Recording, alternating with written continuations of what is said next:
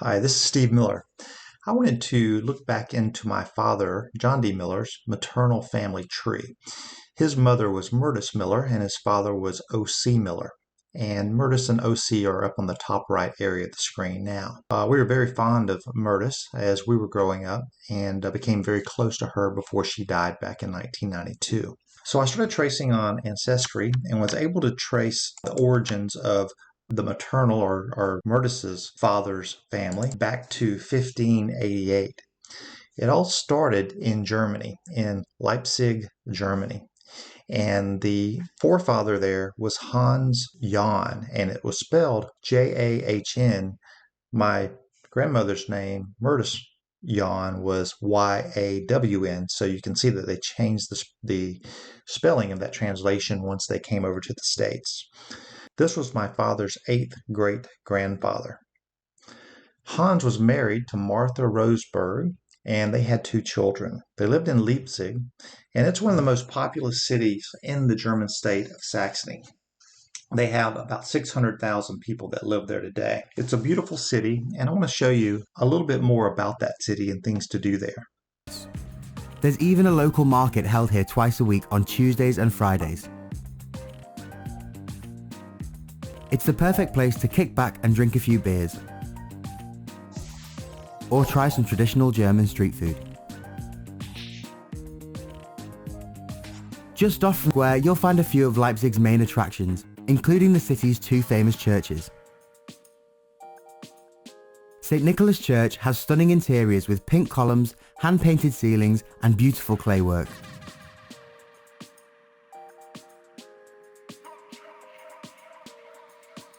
A core part of Leipzig's history is that it was home to the acclaimed music composer Bach. And you can even take a tour of the Bach Museum over the road.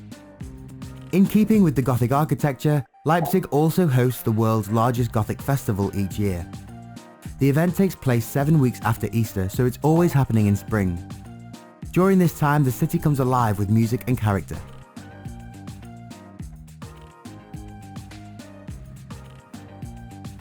If you love coffee, then you should check out Coffee Baum. This is Europe's oldest coffee shop. We recommend ordering their signature Coffee Baum special and trying the traditional local pastry treat called Leipzig Lert. When you're done exploring the streets, head to the top of Panorama Tower. This is the highest building in Leipzig, offering incredible views over the city. It's awesome to come up here and see everything with a bird's eye view. They even have a restaurant that serves fine food if you're looking for somewhere romantic to dine. Leaving the city centre, there are plenty of things to see away from the crowds. The best way to get around here is by tram or by riding a bicycle. Carly Road is home to a selection of decent bars, beautiful street art, and hipster clothing stores. The area itself is pretty small, so you can easily check it out on your way to something else. We recommend exploring one of the many beautiful parks. The nature surrounding Leipzig seems to be endless, so there's plenty of space to find a quiet spot to relax in.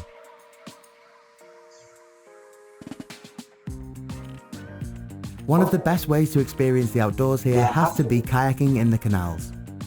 If you take the number 14 tram to Westplatz, it's only a short walk to the canals where you can hire a kayak for 1 or 2 hours.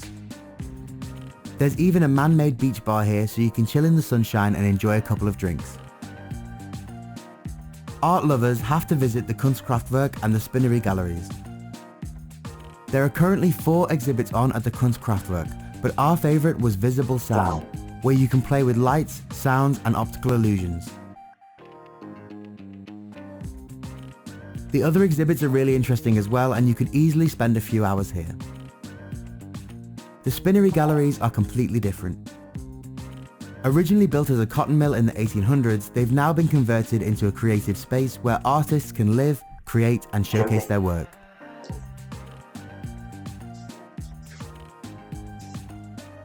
The site is home to many galleries, outdoor and indoor cinemas and workshops.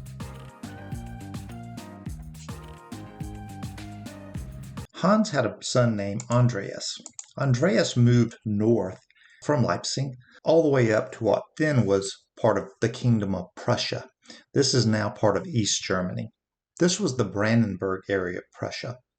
During this era, Brandenburg was part of the Roman Holy Empire and the German royal dynasty.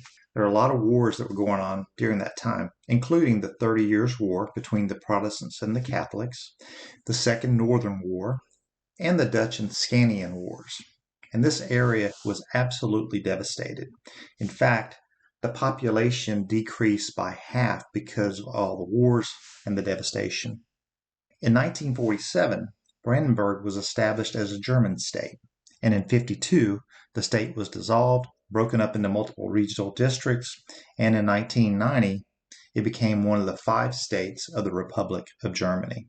So you can see our forefathers moved from the middle area of Germany up to the northern section of Germany. If you look at the map on the right-hand side, you can see that that area that used to be Prussia is now Germany. It's up there around the Berlin area. Andreas married Katharina Krakerich in 1660. He died in 1693 at the age of 63. Let's take a small journey of Brandenburg to see how it looks today. Most of Brandenburg may be flat, but it has no shortage of forests and lakes. The town of Brandenburg gave the state its name. Urban but easygoing, it looks back on over 1,000 years of history.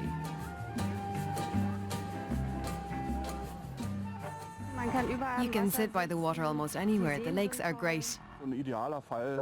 It's an ideal blend of small town and a bit of urban life. This year, Brandenburg got itself spiffed up to host the National Garden Show. But the state's largest city is its capital, Potsdam, with a population of nearly 160,000.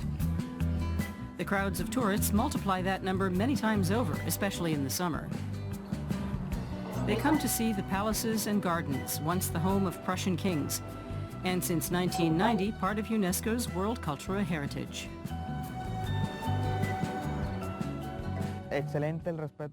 It shows great respect for nature. It's so tranquil and picturesque. The countryside of southwestern Brandenburg, the Niederlausitz region, presents a stark contrast. For over a century, lignite coal was mined here. The land scarred by open-pit mining is now being remediated. The gaping pits have been flooded to form man-made lakes that can be used for recreation.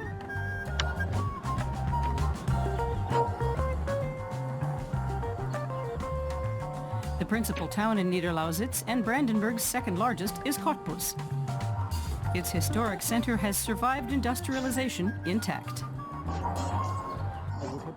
Cottbus is a nice, cozy, mellow little town. After Germany's unification, nearly 1/3 of the state of Brandenburg was made a nature conservation area, including the Grumsinn Forest. Its old beech forests were added to UNESCO's World Heritage List in 2011.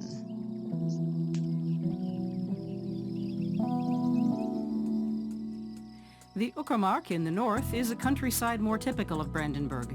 Small towns scattered among lakes, big and small. Lots of nature and water, not many people. The maze of waterways around the town of Lieschen are perfect for communing with nature and canoeing.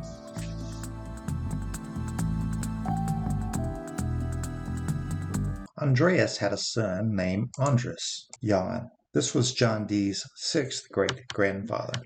Andreas married Margaretha Magdalena Beach, and they had 6 children together. He later married Christianina Milhorn in Thuringia, Germany. He died in 1744 in Switzerland, having lived a long 84 years. Andreas had a son named Thomas. Thomas Nicholas Yawn, Sr., was the first family member to migrate to the United Colonies, which is now the United States. He migrated directly to Orangeburg, South Carolina. Notice that he also changed the surname Yawn, which was spelled Jahn, to Yawn. This was John Dee's 5th great-grandfather. So Thomas apparently moved from Brandenburg, Prussia, down further south to an area that's now Switzerland, prior to coming over to Orangeburg, South Carolina. So why did they come to Orangeburg? The first German and Swiss settlers began coming to Orangeburg around the 1735 era. These were mostly mechanics, planters, and farmers. Thomas was married to Christina Sussena, and they had their first son, John Yawn Sr., in 1739 in South Carolina. So he must have been migrated here around 1737. He died at 69 years old. Let's take a short look at Orangeburg, South Carolina. To Orangeburg County. In the southeastern region of the United States is a state known for its southern charm. Welcome to South Carolina, the Palmetto State. And in the heart of South Carolina is the city of Orangeburg.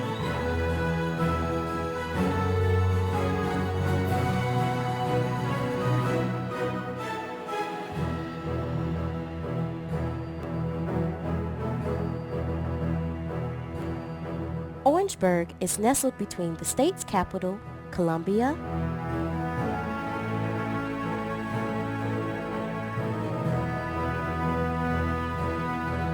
and historic Charleston.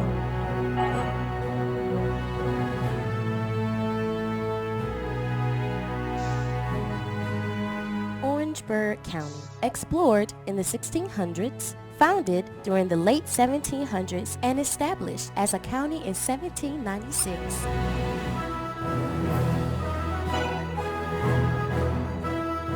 Orangeburg's iconic Edisto River is one of the longest-running flowing black water rivers in North America, with over 250 miles from the Orangeburg Memorial Gardens to its Atlantic Ocean coast at Edisto Beach, South Carolina.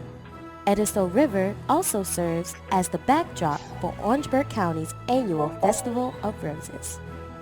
Orangeburg County is also the home of 4 major colleges and universities. Orangeburg County is also home to 4 Fortune 500 companies and continues to be an ideal location for business expansions, relocation, and new startups. Companies such as Volvo have chosen this area as its first automobile manufacturing plant in the United States.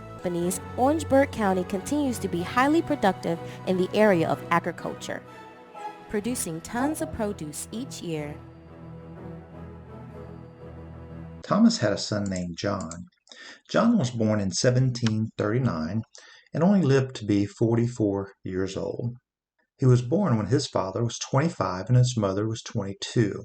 He married Nancy Victoria Adial in 1770, and he lived in Orangeburg, South Carolina. John had a son named John Jr. John Jr. was John D. Miller's third great-grandfather on his mother's side. John Yawn Jr. was born in 1770, and he moved from Orangeburg, South Carolina to Climax, Georgia. He died at 70 years old and is buried in the Yawn Cemetery. Now let's take a look at Climax, Georgia, and a commercial that was shot there that's pretty funny.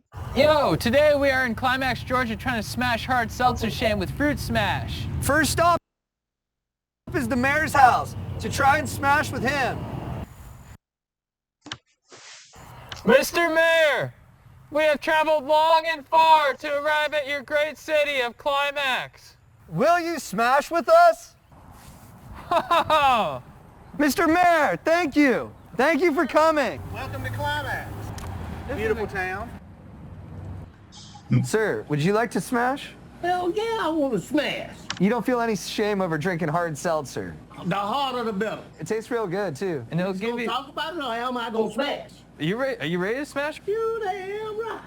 Hey, man, do you like to smash? No, I'm good. You don't like to smash? No, I'm good. Why not? I'm just good. For sure? Yeah. Okay. Are you sure? Yeah. You're good? Good. All right. Sorry, guys. Are you ready to smash?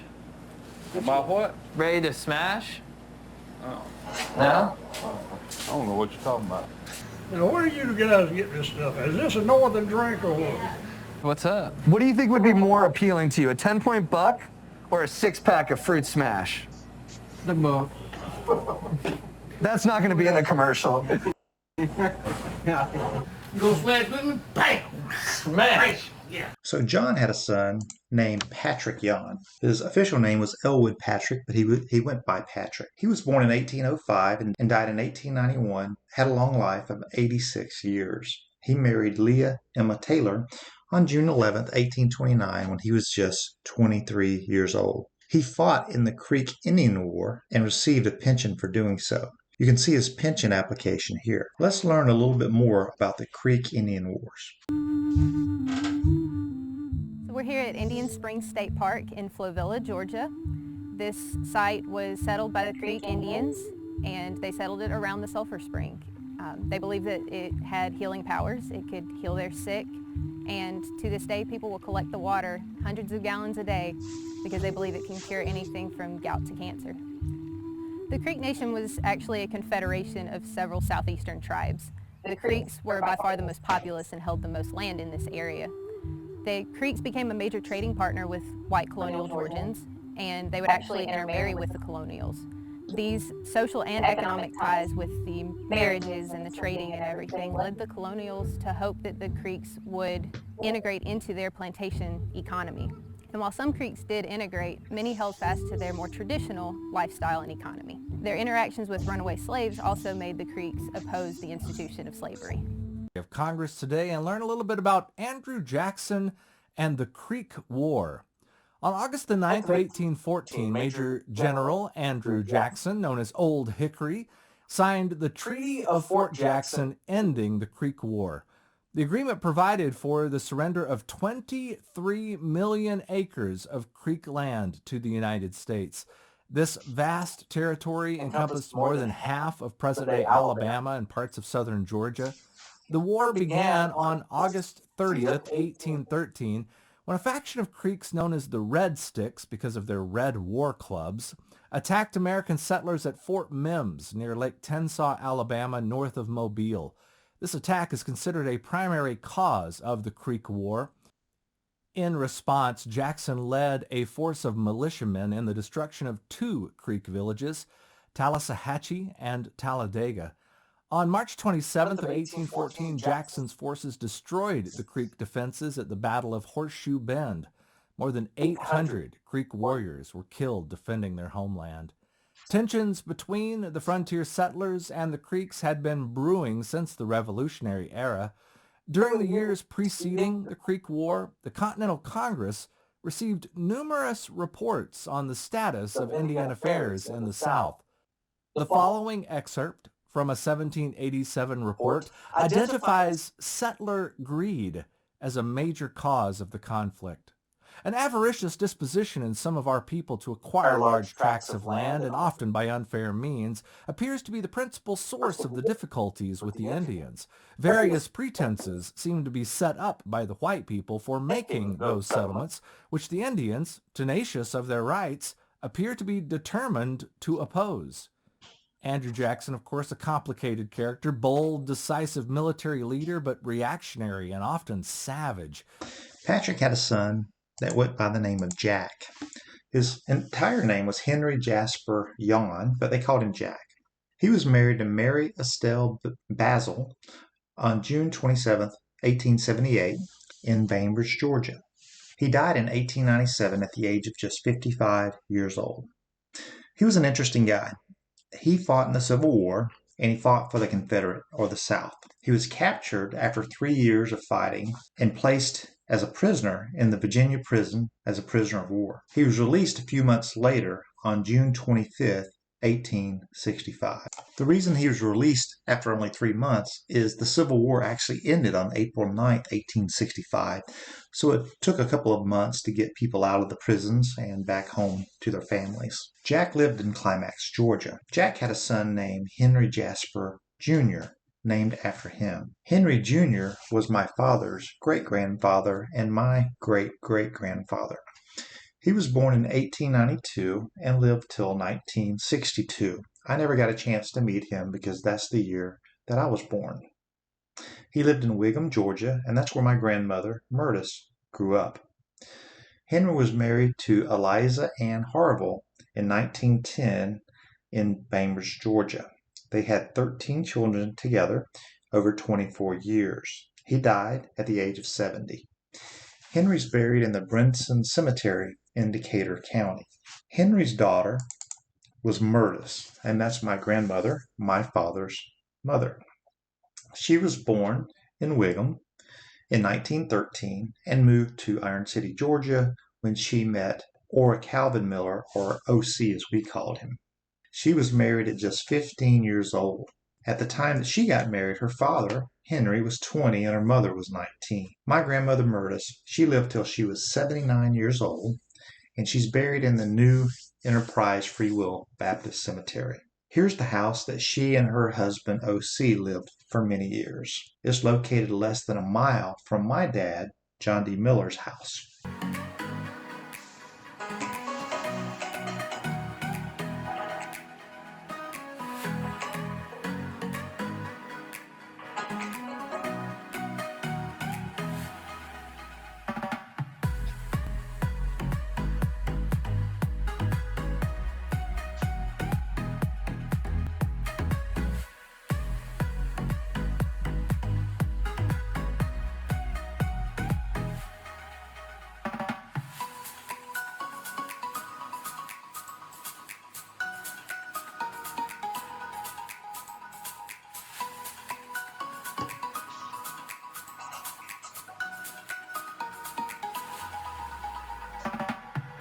Here's the church, New Enterprise Baptist Church, that my grandmother and my grandfather are buried at. This is Myrtice's final resting place.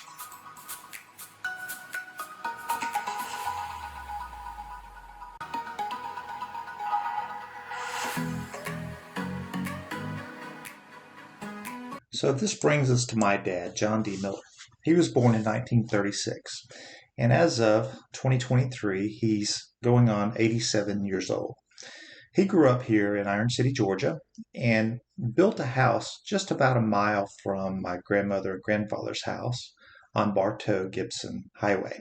He was originally married to my mother, Linda Bettison, and they stayed married for 20 years. Later, he married Joyce Harrell, and they stayed married until she died of cancer in 2016.